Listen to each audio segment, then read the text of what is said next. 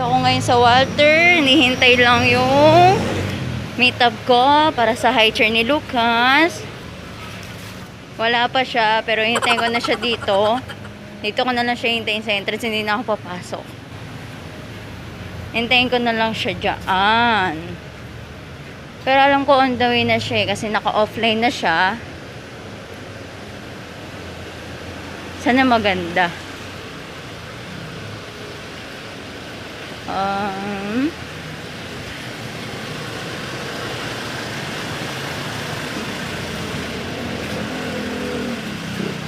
Ang bilis kong hingalin, my God. Ngayon lang kasi ko nakatapaglakad. Lagi na sa bahay, Diyos ko. Sige, update na lang ako mamaya. Bye-bye!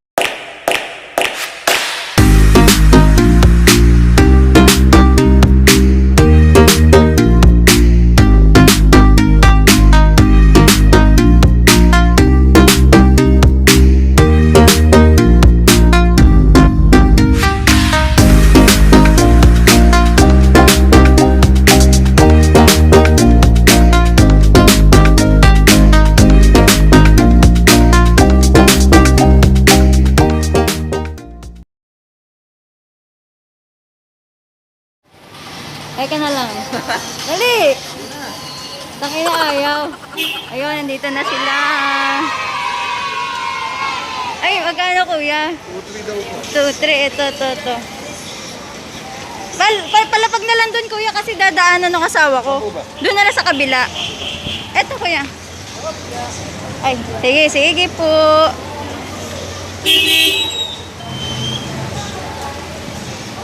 Ay, kuya, thank you ah. Thank you po. Thank you po. So, ito na siya. Hindi ko pala siya kayang bitbitin. My goodness.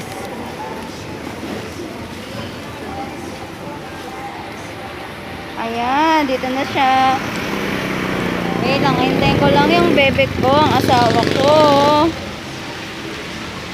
Kuya, thank you. Ay. Sabi kaya, thank you ah. Uy! Sabi ko, may ka! Yeah, tawag na yun. Kanina ko pa po siya kasama, my God. Ay, kadagan! Batiin mo yung asawa mo, dali. Hindi na, wag na. Ay, tayo yan. Lagot daw siya. Yung bit-bit. Oy, Dog, thank you ah. Thank you, bye-bye.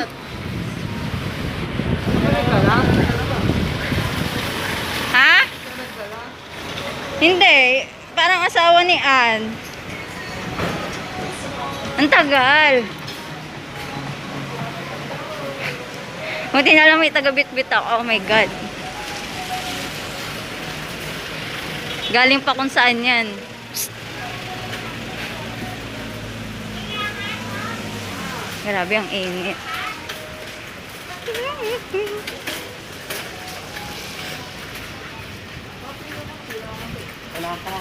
Mal, tingin ka naman.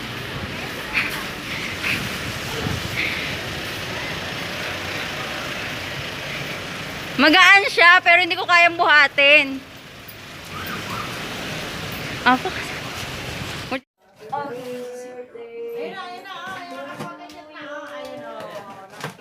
Excuse me.